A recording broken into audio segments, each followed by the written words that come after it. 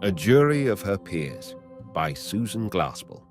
When Martha Hale opened the storm door and got a cut of the north wind, she ran back for her big woolen scarf. As she hurriedly wound that round her head, her eye made a scandalized sweep of her kitchen. It was no ordinary thing that called her away. It was probably farther from ordinary than anything that had ever happened in Dixon County. But what her eye took in was that her kitchen was in no shape for leaving, her bread all ready for mixing, half the flour sifted and half unsifted. She hated to see things half done, but she had been at that when the team from town stopped to get Mr. Hale, and then the sheriff came running in to say his wife wished Mrs. Hale would come too, adding, with a grin, that he guessed she was getting scary and wanted another woman along. So she had dropped everything right where it was. "Martha," now came her husband's impatient voice, "don't keep folks waiting out here in the cold." She again opened the storm door, and this time joined the three men and the one woman waiting for her in the big two-seated buggy. After she had the robes tucked around her, she took another look at the woman who sat beside her on the back seat. She had met Mrs. Peters the year before at the county fair, and the thing she remembered about her was that she didn't seem like a sheriff's wife. She was small and thin and didn't have a strong voice. Mrs. Gorman, sheriff's wife, before Gorman went out and Peters came in, had a voice that somehow seemed to be backing up the law with every word. But if Mrs. Peters didn't look like a sheriff's wife, Peters made it up in looking like a sheriff. He was to adopt the kind of man who could get himself elected sheriff, a heavy man with a big voice who was particularly genial with the law-abiding, as if to make it plain that he knew the difference between criminals and non-criminals. And right there, it came into Mrs. Hale's mind, with a stab, that this man who was so pleasant and lively with all of them was going to the rights now as a sheriff. "The country's not very pleasant this time of year," Mrs. Peters at last ventured, as if she felt they ought to be talking as well as the men. Mrs. Hale scarcely finished her reply, for they had gone up a little hill and could see the right place now, and seeing it did not make her feel like talking. It looked very lonesome this cold March morning. It had always been a lonesome-looking place. It was down in a hollow, and the poplar trees around it were lonesome-looking trees. The men were looking at it and talking about what had happened. The county attorney was bending to one side of the buggy and kept looking steadily at the place as they drew up to it. "I'm glad you came with me," Mrs. Peters said nervously, as the two women were about to follow the men in through the kitchen door. Even after she had her foot on the doorstep, her hand on the knob, Martha Hale had a moment of feeling she could not cross that threshold. And the reason it seemed she couldn't cross it now was simply because she hadn't crossed it before. Time and time again, it had been in her mind. I ought to go over and see Minnie Foster. She still thought of her as Minnie Foster, though for the 20 years she had been Mrs. Wright. And then there was always something to do, and Minnie Foster would go from her mind. But now she could come. The men went over to the stove. The women stood close together by the door. Young Henderson, the county attorney, turned around and said, "Come up to the fire, ladies." Mrs. Peters took a step forward, then stopped. "I'm not cold," she said. And so the two women stood by the door, at first not even so much as looking around the kitchen. The men talked for a minute about what a good thing it was the sheriff had sent his deputy out that morning to make a fire for them, and then Sheriff Peters stepped back from the stove, unbuttoned his outer coat, and leaned his hands on the kitchen table in a way that seemed to mark the beginning of official business. "Now, Mr. Hale," he said in a sort of semi-official voice, "before we move things about, you tell Mr. Henderson just what it was you saw when you came here yesterday morning." The county attorney was looking around the kitchen. "By the way," he said, "has anything been moved?" He turned to the sheriff. "Are things just as you left them yesterday?" Peters looked from cupboard to sink, from that to a small worn rocker a little to one side of the kitchen table. "It's just the same." "Somebody should have been left here yesterday," said the county attorney. "Oh, yesterday," returned the sheriff, with a little gesture as of yesterday having been more than he could bear to think of. When I had to send Frank to Morris Center for that man who went crazy. Let me tell you, I had my hands full yesterday. I knew you could get back from Omaha by today, George, and as long as I went over everything here myself— Well, Mr. Hale, said the county attorney, in a way of letting what was past and gone go, tell just what happened when you came here yesterday morning. Mrs. Hale, still leaning against the door, had that sinking feeling of the mother whose child is about to speak a piece. Lewis often wandered along and got things mixed up in a story. She hoped he would tell this straight and plain and not say unnecessary things that would just make things harder for Minnie Foster.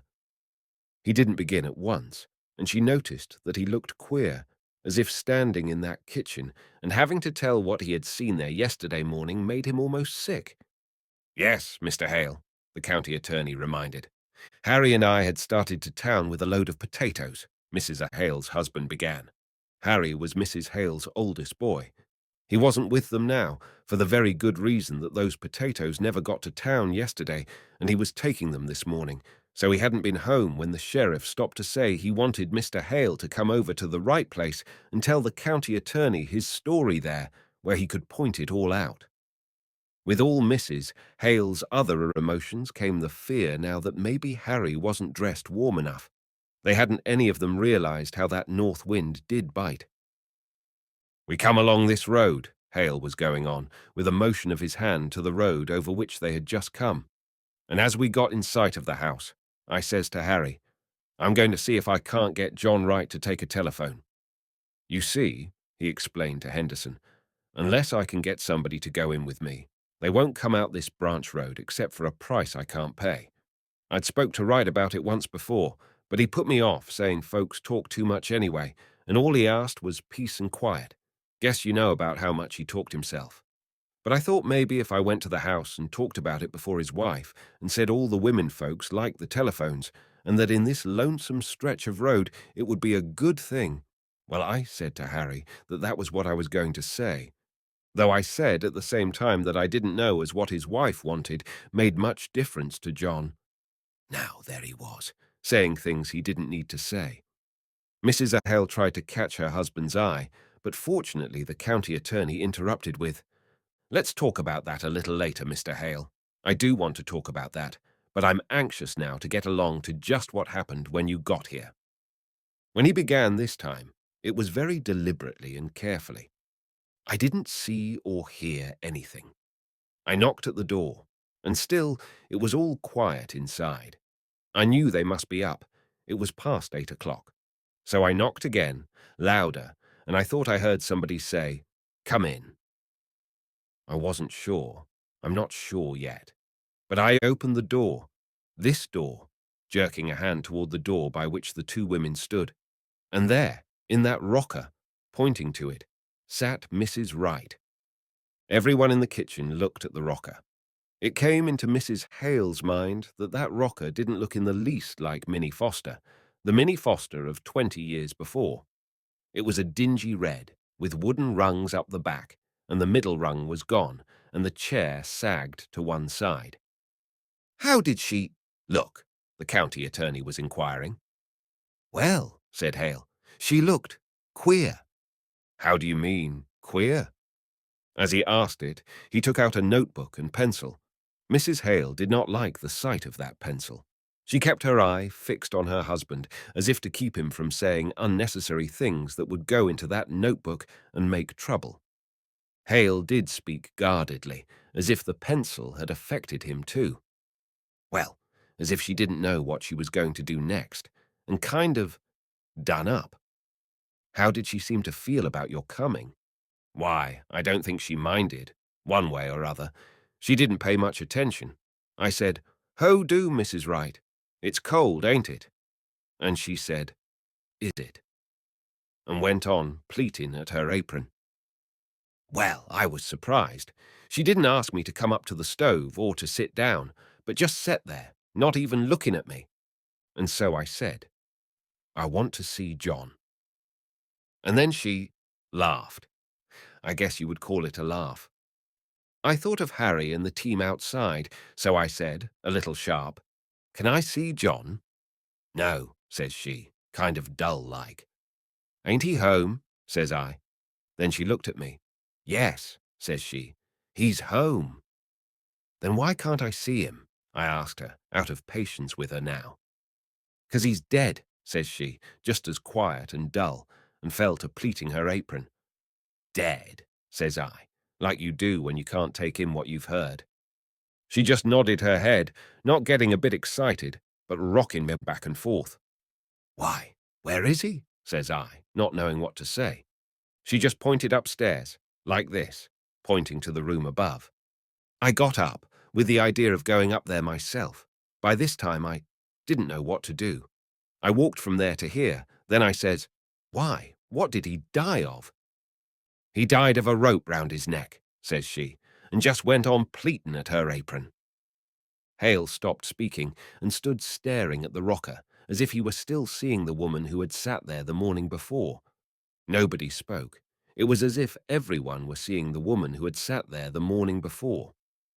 "And what did you do then?" The county attorney at last broke the silence. "I went out and called Harry. I thought I might need help. I got Harry in and we went upstairs." His voice fell almost to a whisper. There he was, lying over the— "I think I'd rather have you go into that upstairs," the county attorney interrupted, "where you can point it all out. Just go on now with the rest of the story." "Well, my first thought was to get that rope off. It looked—" He stopped, his face twitching. "But Harry, he went up to him, and he said, 'No, he's dead all right, and we'd better not touch anything.' So we went downstairs." She was still sitting that same way. "Has anybody been notified?" I asked. "No," says she, unconcerned. "Who did this?" "Mrs. Wright," said Harry. He said it businesslike, and she stopped pleating at her apron. "I don't know," she says. "You don't know?" says Harry. "Weren't you sleeping in the bed with him?" "Yes," says she, "but I was on the inside." "Somebody slipped a rope round his neck and strangled him, and you didn't wake up," says Harry. "I didn't wake up," she said after him. We may have looked as if we didn't see how that could be, for after a minute she said, "I sleep sound." Harry was going to ask her more questions, but I said maybe that weren't our business. Maybe we ought to let her tell her story first to the coroner or the sheriff. So Harry went fast as he could over to High Road, the Rivers place where there's a telephone. "And what did she do when she knew you had gone for the coroner?" The attorney got his pencil in his hand, all ready for writing. "She moved from that chair to this one over here." Hale pointed to a small chair in the corner, "and just sat there with her hands held together and looking down. I got a feeling that I ought to make some conversation, so I said I had come in to see if John wanted to put in a telephone, and at that she started to laugh, and then she stopped and looked at me, scared." At sound of a moving pencil, the man who was telling the story looked up. "I don't know. Maybe it wasn't scared," he hastened. "I wouldn't like to say it was. Soon Harry got back, and then Dr. Lloyd came, and you, Mr. Peters, and so I guess that's all I know that you don't." He said that last with relief, and moved a little, as if relaxing. Everyone moved a little. The county attorney walked toward the stair door. "I guess we'll go upstairs first, then out to the barn and around there." He paused and looked around the kitchen. "You're convinced there was nothing important here?" he asked the sheriff. "Nothing that would point to any motive?" The sheriff, too, looked all around, as if to reconvince himself. "Nothing here but kitchen things," he said, with a little laugh for the insignificance of kitchen things. The county attorney was looking at the cupboard, a peculiar, ungainly structure, half closet and half cupboard, the upper part of it being built in the wall, and the lower part just the old-fashioned kitchen cupboard. As if its queerness attracted him, he got a chair and opened the upper part and looked in. After a moment, he drew his hand away, sticky. "Here's a nice mess," he said resentfully. The two women had drawn nearer, and now the sheriff's wife spoke. "Oh, her fruit," she said, looking to Mrs. Hale for sympathetic understanding. She turned back to the county attorney and explained, "She worried about that when it turned so cold last night. She said the fire would go out and her jars might burst." Mrs. Peters' husband broke into a laugh. Well, can you beat the women? Held for murder and worrying about her preserves. The young attorney set his lips. I guess before we're through with her, she may have something more serious than preserves to worry about. Oh, well, said Mrs. Hale's husband, with good-natured superiority. Women are used to worrying over trifles. The two women moved a little closer together. Neither of them spoke. The county attorney seemed suddenly to remember his manners and think of his future. And yet, said he, with the gallantry of a young politician, for all their worries, what would we do without the ladies? The women did not speak, did not unbend. He went to the sink and began washing his hands. He turned to wipe them on the roller towel, whirled it for a cleaner place. Dirty towels. Not much of a housekeeper, would you say, ladies? He kicked his foot against some dirty pans under the sink. There's a great deal of work to be done on a farm, said Mrs. Hale stiffly. To be sure. And yet, with a little bow to her, I know there are some Dixon County farmhouses that do not have such roller towels. He gave it a pull to expose its full length again. Those towels get dirty awful quick. Men's hands aren't always as clean as they might be. Ah, loyal to your sex, I see, he laughed. He stopped and gave her a keen look. But you and Mrs. Wright were neighbors. I suppose you were friends, too. Martha Hale shook her head. I've seen little enough of her of late years. I've not been in this house. It's more than a year. And why was that? You didn't like her? I liked her well enough, she replied with spirit. Farmers. Wives have their hands full, Mr. Henderson. And then... She looked around the kitchen. Yes? He encouraged. It never seemed a very cheerful place, said she, more to herself than to him. No, he agreed. I don't think anyone would call it cheerful. I shouldn't say she had the homemaking instinct. Well, I don't know as Wright had either, she muttered. You mean they didn't get on very well? He was quick to ask. No, I don't mean anything, she answered, with decision. As she turned a little away from him, she added, but I don't think a place would be any the cheerfuller for John Wright's being in it. I'd like to talk to you about that a little later, Mrs. Hale, he said. I'm anxious to get the lay of things upstairs now. He moved toward the stair door, followed by the two men. I suppose anything Mrs. Peters does'll be all right, the sheriff inquired. She was to take in some clothes for her, you know, and a few little things. We left in such a hurry yesterday. The county attorney looked at the two women whom they were leaving alone there among the kitchen things. Yes, Mrs. Peters, he said, his glance resting on the woman who was not Mrs. Peters, the big farmer woman who stood behind the sheriff's wife. Of course, Mrs. Peters is one of us, he said, in a manner of entrusting responsibility. And keep your eye out, Mrs. Peters, for anything that might be of use. No telling, you women might come upon a clue to the motive, and that's the thing we need. Mr. Hale rubbed his face after the fashion of a showman getting ready for a pleasantry. But would the women know a clue if they did come upon it? He said, and having delivered himself of this, he followed the others through the stair door. The women stood motionless and silent, listening to the footsteps, first upon the stairs, then in the room above them.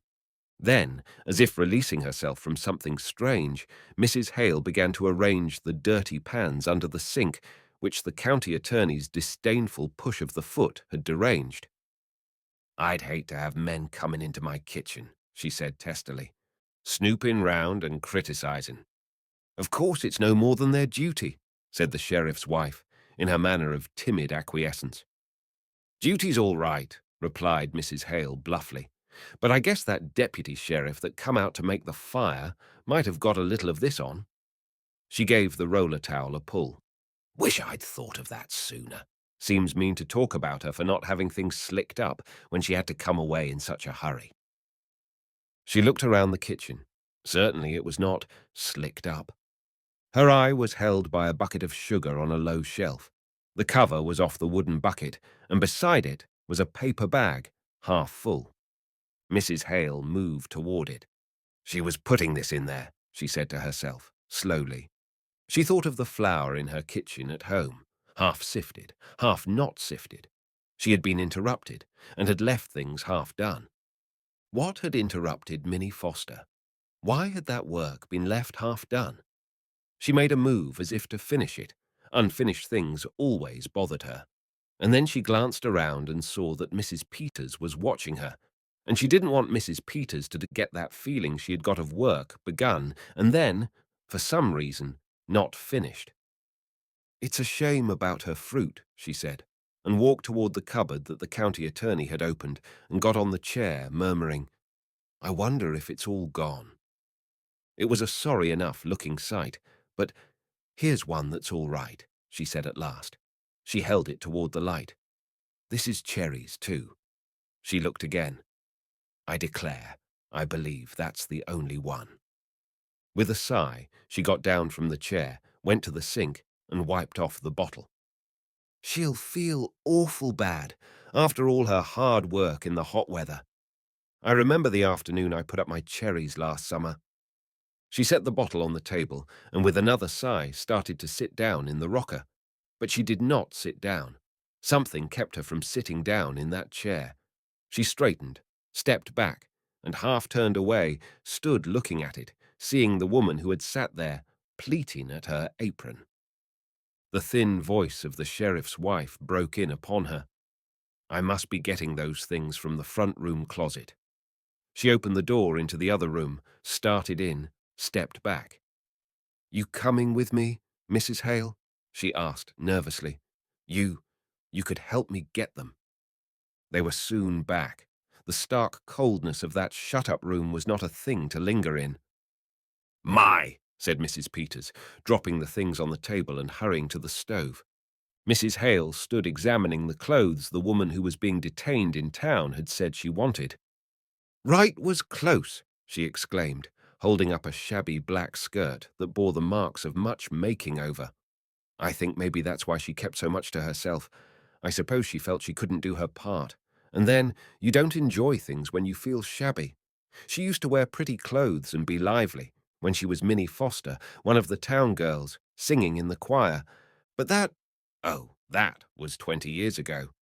With a carefulness in which there was something tender, she folded the shabby clothes and piled them at one corner of the table. She looked up at Mrs. Peters, and there was something in the other woman's look that irritated her. "She don't care," she said to herself. "Much difference it makes to her whether Minnie Foster had pretty clothes when she was a girl." Then she looked again, and she wasn't so sure. In fact, she hadn't at any time been perfectly sure about Mrs. Peters. She had that shrinking manner, and yet her eyes looked as if they could see a long way into things. "This all you was to take in?" asked Mrs. Hale. "No," said the sheriff's wife. "She said she wanted an apron. Funny thing to want," she ventured in her nervous little way. "For there's not much to get you dirty in jail, goodness knows. But I suppose just to make her feel more natural. If you're used to wearing an apron." She said they were in the bottom drawer of this cupboard. Yes, here they are. And then her little shawl that always hung on the stair door. She took the small grey shawl from behind the door leading upstairs and stood a minute looking at it. Suddenly, Mrs. Hale took a quick step toward the other woman. "Mrs. Peters?" "Yes, Mrs. Hale." "Do you think she did it?" A frightened look blurred the other thing in Mrs. Peters' eyes. "Oh, I don't know," she said, in a voice that seemed to shrink away from the subject. "Well, I don't think she did," affirmed Mrs. Hale stoutly. "Asking for an apron and her little shawl, worrying about her fruit." Mr. Peters says, footsteps were heard in the room above. She stopped, looked up, then went on in a lowered voice.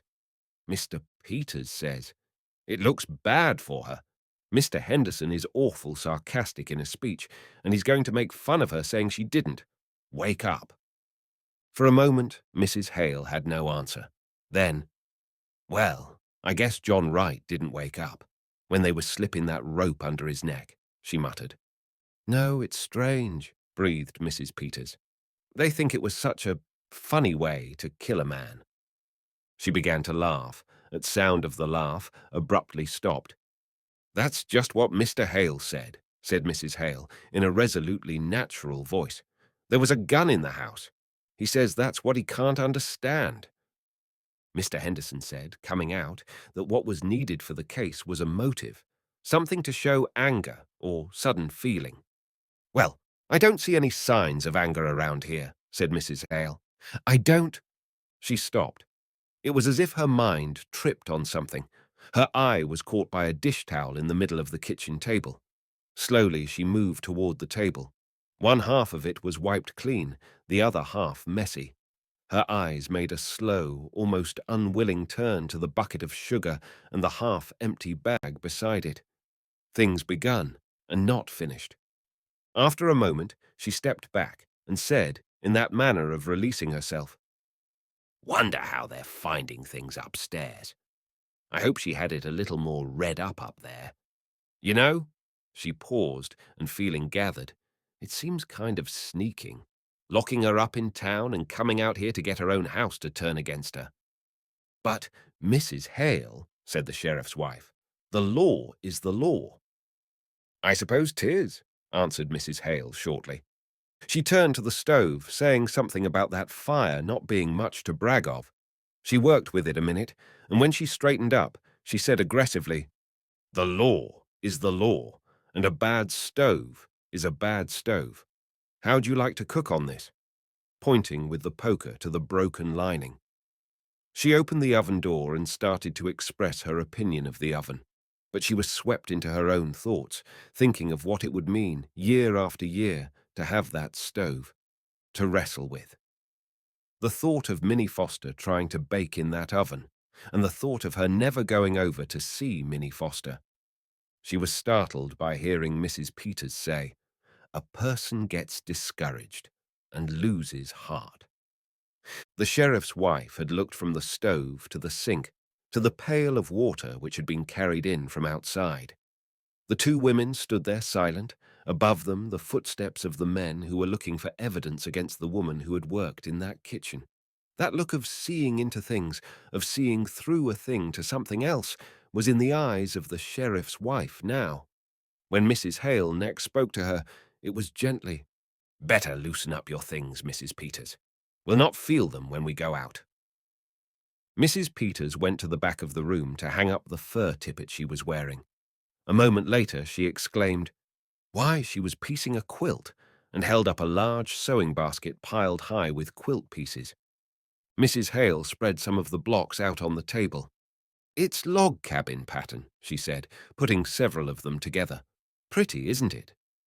They were so engaged with the quilt that they did not hear the footsteps on the stairs. Just as the stair door opened, Mrs. Hale was saying, "Do you suppose she was going to quilt it, or just knot it?" The sheriff threw up his hands. "They wonder whether she was going to quilt it or just knot it." There was a laugh for the ways of women, a warming of hands over the stove, and then the county attorney said briskly, "Well, let's go right out to the barn and get that cleared up." "I don't see as there's anything so strange," Mrs. Hale said resentfully, after the outside door had closed on the three men. "Our taking up our time with little things while we're waiting for them to get the evidence. I don't see as it's anything to laugh about." "Of course they've got awful important things on their minds," said the sheriff's wife apologetically. They returned to an inspection of the block for the quilt. Mrs. Hale was looking at the fine, even sewing, and preoccupied with thoughts of the woman who had done that sewing, when she heard the sheriff's wife say in a queer tone, "Why, look at this one." She turned to take the block held out to her. "The sewing," said Mrs. Peters in a troubled way.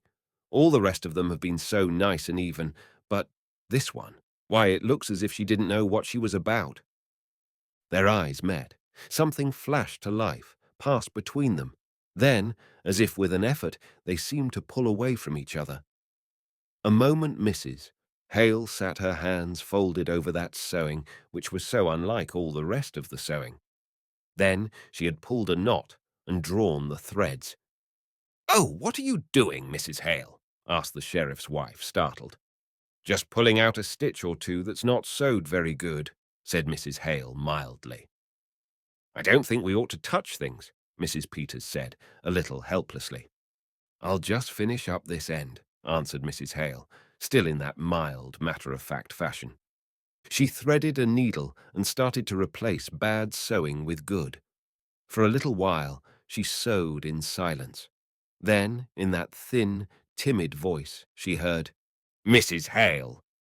"Yes, Mrs. Peters? What do you suppose she was so nervous about?" "Oh, I don't know," said Mrs. Hale, as if dismissing a thing not important enough to spend much time on. "I don't know as she was. Nervous. I sew awful queer sometimes when I'm just tired." She cut a thread, and out of the corner of her eye looked up at Mrs. Peters. The small, lean face of the sheriff's wife seemed to have tightened up. Her eyes had that look of peering into something, but next moment she moved and said in her thin, indecisive way, "Well, I must get those clothes wrapped. They may be through sooner than we think. I wonder where I could find a piece of paper and string." "In that cupboard, maybe," suggested Mrs. Hale, after a glance around. One piece of the crazy sewing remained unripped. Mrs. Peters' back turned. Martha Hale now scrutinized that piece, compared it with the dainty, accurate sewing of the other blocks. The difference was startling.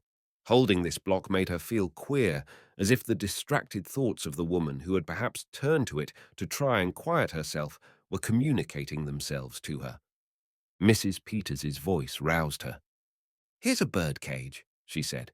"Did she have a bird, Mrs. Hale?" "Why, I don't know whether she did or not." She turned to look at the cage. Mrs. Peter was holding up.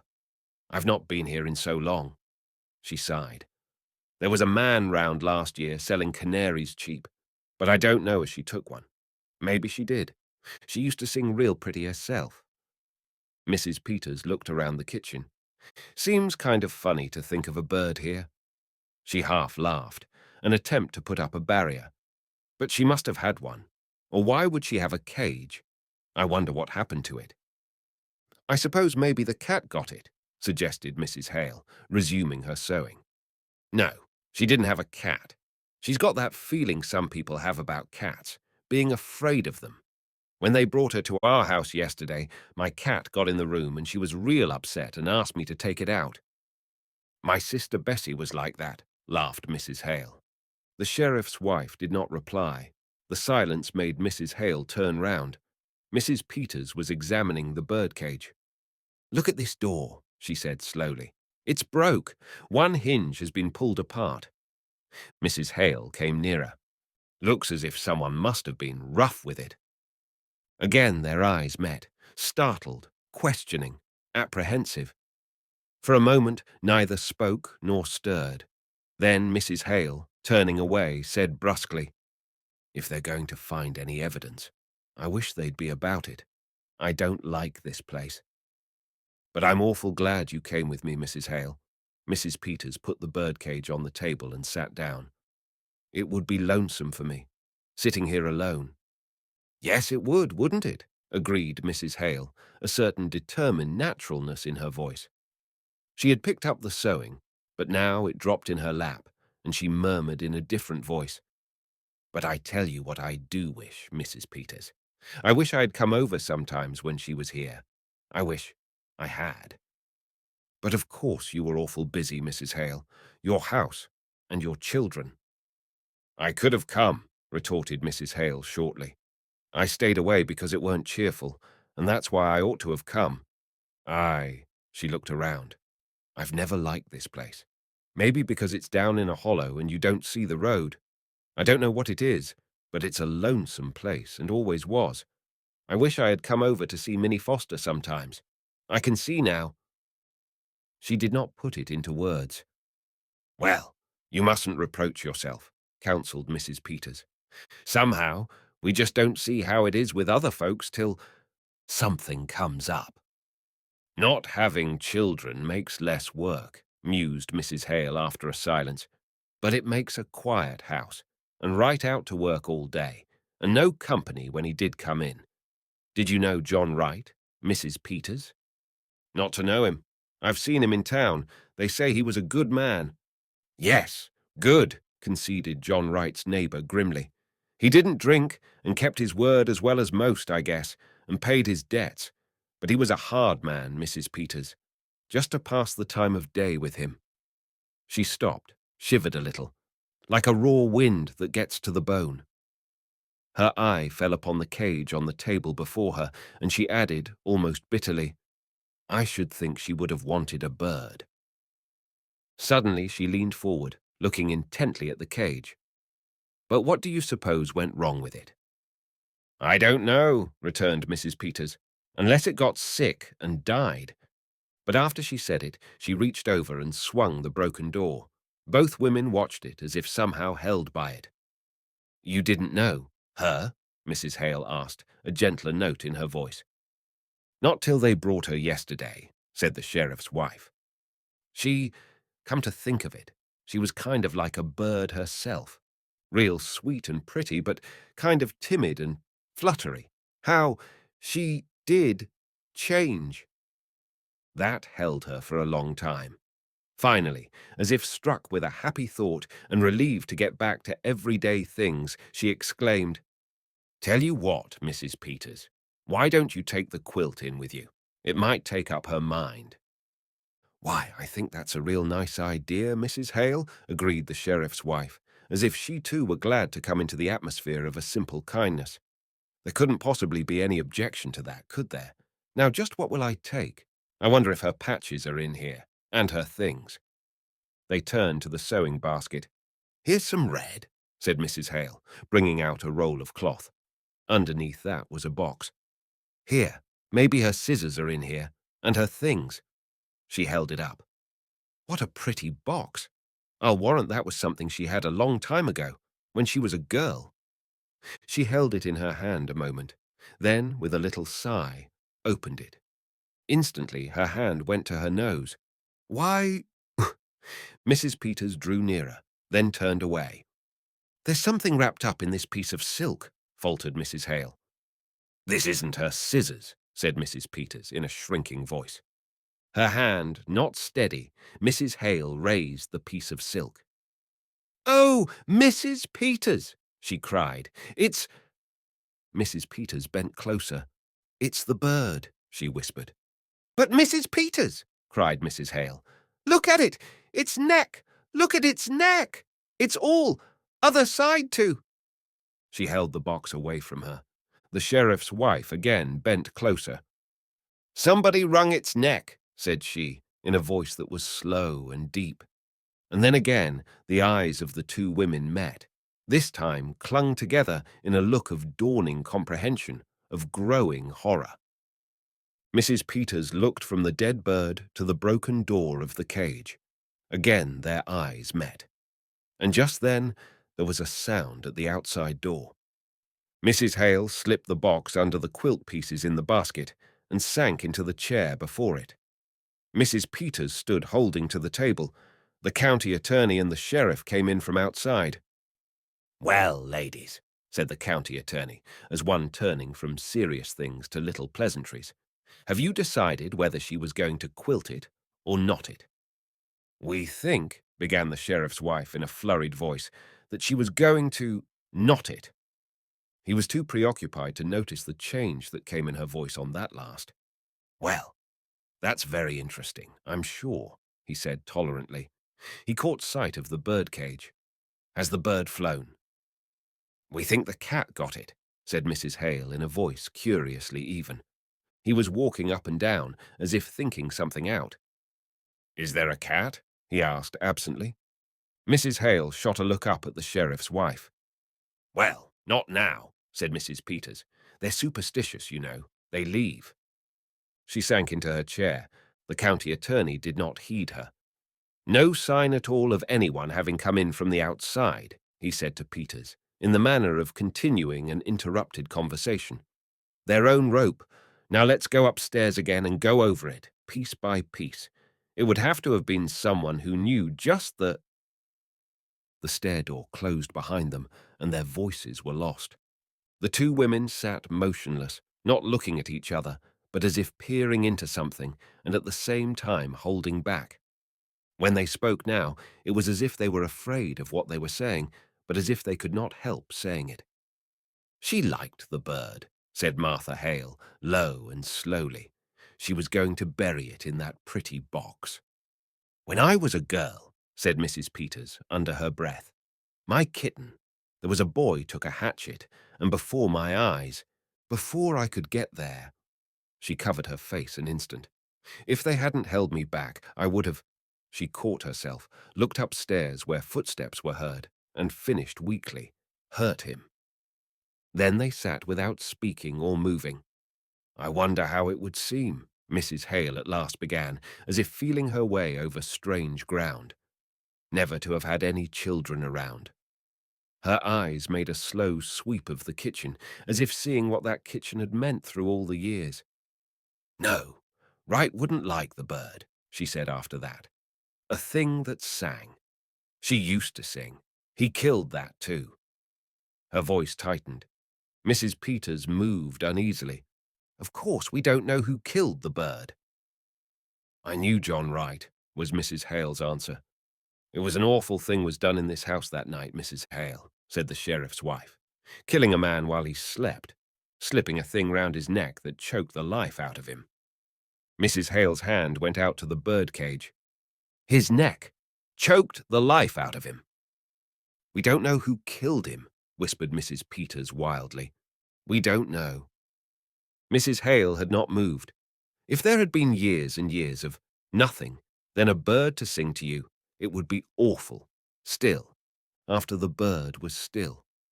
It was as if something within her, not herself, had spoken, and it found in Mrs. Peters something she did not know as herself. "I know what stillness is," she said, in a queer, monotonous voice.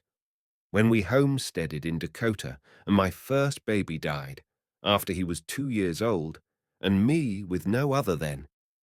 Mrs. Hale stirred. "How soon do you suppose they'll be through looking for the evidence?" "I know what stillness is," repeated Mrs. Peters in just that same way. Then she too pulled back. "The law has got to punish crime, Mrs. Hale," she said in her tight little way. "I wish you'd seen Minnie Foster," was the answer, when she wore a white dress with blue ribbons and stood up there in the choir and sang. The picture of that girl, the fact that she had lived neighbor to that girl for 20 years and had let her die for lack of life, was suddenly more than she could bear. "Oh, I wish I'd come over here once in a while," she cried. "That was a crime. That was a crime. Who's going to punish that?" "We mustn't take on," said Mrs. Peters, with a frightened look toward the stairs. "I might have known she needed help. I tell you, it's queer, Mrs. Peters. We live close together, and we live far apart. We all go through the same things. It's all just a different kind of the same thing. If it weren't, why do you and I understand? Why do we know what we know this minute?" She dashed her hand across her eyes.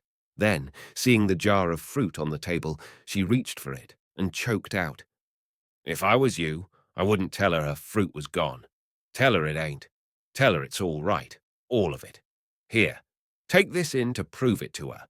She may never know whether it was broke or not." She turned away. Mrs. Peters reached out for the bottle of fruit as if she were glad to take it, as if touching a familiar thing, having something to do, could keep her from something else. She got up, looked about for something to wrap the fruit in, took a petticoat from the pile of clothes she had brought from the front room, and nervously started winding that round the bottle. "My," she began, in a high, false voice, "it's a good thing the men couldn't hear us, getting all stirred up over a little thing like a dead canary." She hurried over that. "As if that could have anything to do with my, wouldn't they laugh?" Footsteps were heard on the stairs. "Maybe they would," muttered Mrs. Hale. "Maybe they wouldn't."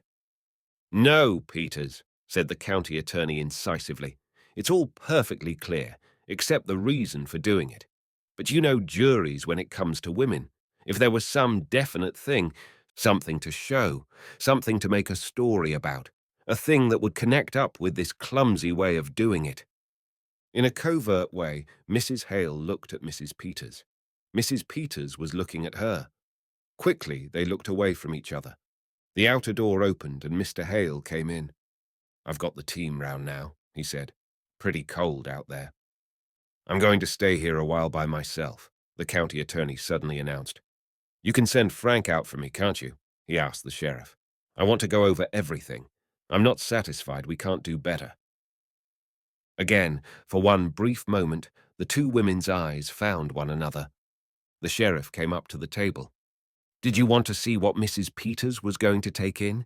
The county attorney picked up the apron. He laughed.